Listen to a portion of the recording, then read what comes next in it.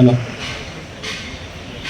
कंपनीचा एक ना वरती स्टेजवर एक प्रतिनिधी पाहिजे सर्वांचे, आणि ते भोगाला आज 800,000 ते 1,500 लोकांनी लागतोय.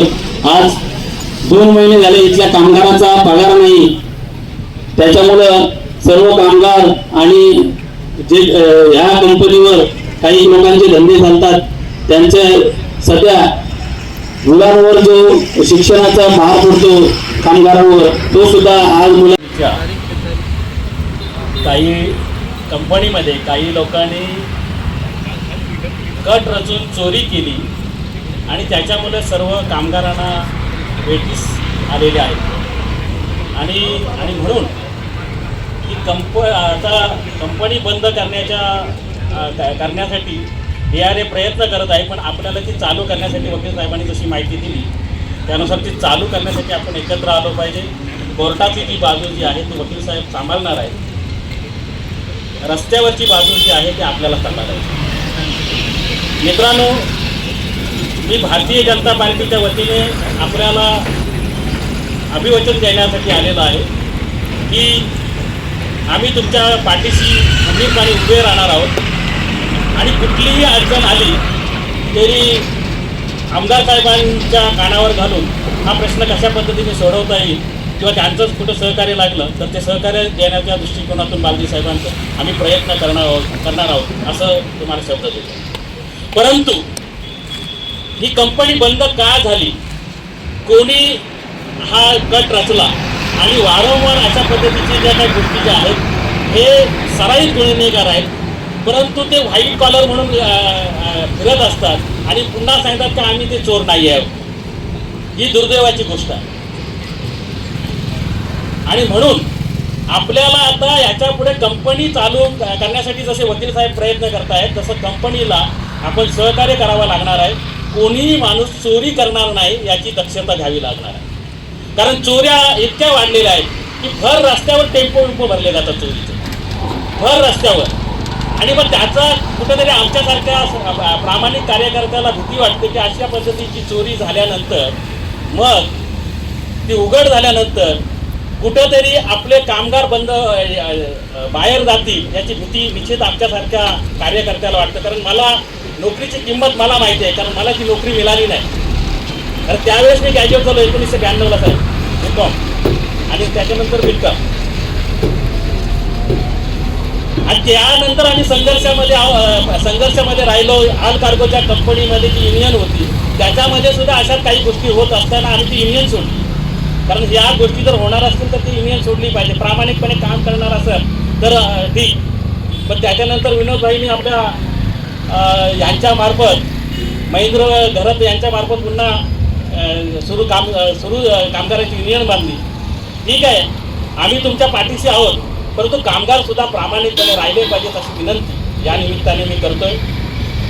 आतल्या गोष्टी काय घडलेल्या आहेत त्या मला माहिती नाही आहेत, परंतु साहेबांनी सांगितलं की मिलिंद जोशी नावाच्या माणसाने हा कट रचला आणि ती चोरी केली, ह्याची सुद्धा दक्षता आपण मंडळीने घेतली पाहिजे. कारण चोरी करणार आणि रस्त्यावर फिरणार आणि कोणाला तरी दम देणार, दादागिरी करणार, तर हे थांबलं पाहिजे. त्यासाठी आपण सर्वजण एकत्र आलं पाहिजे कष्टकरी जनतेने आणि आपली नोकरी आपण वाचवली पाहिजे.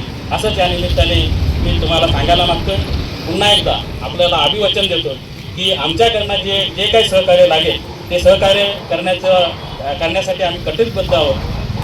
मला बोलण्याची संधी दिली, मला आमच्या शशीभाई आणि इथल्या कामगारांनी बोलवलं, त्याबद्दल त्यांना धन्यवाद देतो. आणि तुमच्या संघर्षासोबत आम्ही आहोत हे पुन्हा एकदा सांगतो आणि इथंच थांबतो. जय हिंद, जय महाराष्ट्र. सगळ्यांना माहितीच आहे आता ह्या स्टेजला काय झालं आहे हे महत्त्वाचं आहे. मी थोडक्यात शब्दांमध्ये सांगण्याचा माझा प्रयत्न आहे. मिलिंद जोशी नावाची जी व्यक्ती आहे ह्या व्यक्तीने हा सगळा कट रचून आणलेला आहे आणि त्याच्यामुळे कामगारांना, कंपनींना, सगळ्यांना नाक नुकसान झालेलं आहे. आताच्या स्टेजमध्ये हायकोर्टाने आपल्या बाजूने ऑर्डर दिलेली आहे ती सीसॅटमध्ये अपील करा म्हणून. कालच सीसॅटची हिअरिंग झालेली आहे आणि चांगली हिअरिंग झालेली आहे. पुढच्या आठवड्यामध्ये त्याचा निकालही येईल. कारण 17 तारखेला हायकोर्टाने मॅटर ठेवलेली आहे बोर्डावरती आणि ती जी ऑर्डर आहे ती हायकोर्टामध्ये 17 तारखेला सादर होईल. आधीची ऑर्डर ही आपल्या बाजूने होती आपण जिंकलो होतो, कंपनी जिंकली होती, त्याच्यावरती कस्टम्सने अपील केलं होतं, रिट पिटिशन दाखल केलं होतं. त्या रिट पिटिशन मध्ये पण जो निकाल आलेला आहे तो प्रामुख्याने आपल्या बाजूनेच आलेला आहे. त्याच्यावरती आता काल हिअरिंग झालेली आहे, पुढच्या आठवड्यामध्ये त्याच्यावरती निकाल अपेक्षित आहे. 17 तारखेपर्यंत जी वस्तुस्थिती आहे ती हायकोर्टासमोर क्लिअर होऊन जाईल. आणि माझी ईश्वराकडे हीच प्रार्थना आहे की लवकरात लवकर ही कंपनी पुढच्या आठवड्यापर्यंत चालू व्हावी, यासाठी माझे वकील म्हणून वैयक्तिक प्रयत्न चालू आहे. राजकीय पक्षाचे नेते मंडळी,